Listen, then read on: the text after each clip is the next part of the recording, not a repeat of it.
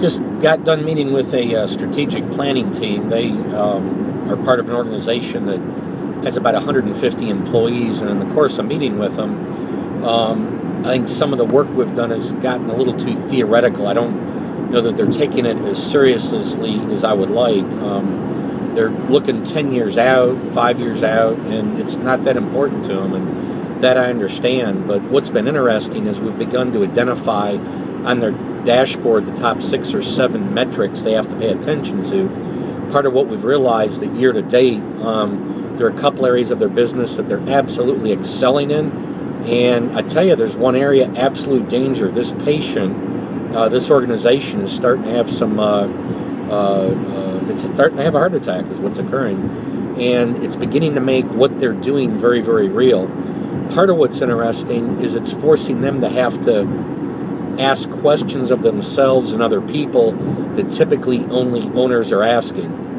The value in that is the best way to get ownership thinking is to ask questions of people that only owners typically get asked. And so I think when they're talking about cash flow and close ratios, when they're talking about gross margin and different product lines and how it fits together and how leads tie into this whole beast and how it translates down into net profit based on controlling overhead, I think it's incredibly important.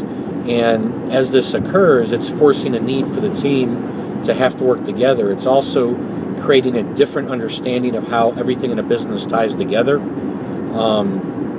We're also have discussed that let's forget about the strategic plan for the moment. Let's talk about the now plan. What needs to happen in the next 24 hours, the next week, the next 2 weeks.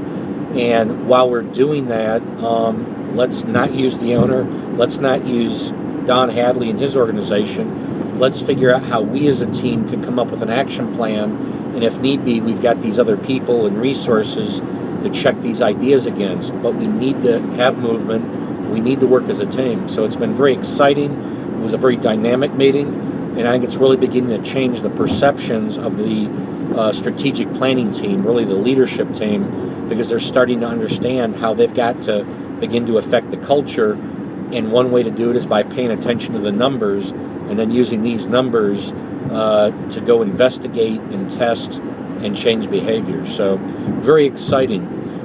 If you don't have a dashboard, if you're not paying attention to numbers, if you're not teaching your team of people financial literacy, if you're not teaching your team how to engage the culture and to begin to think like an owner, I would encourage you to start doing some of these things because they pay off in spades.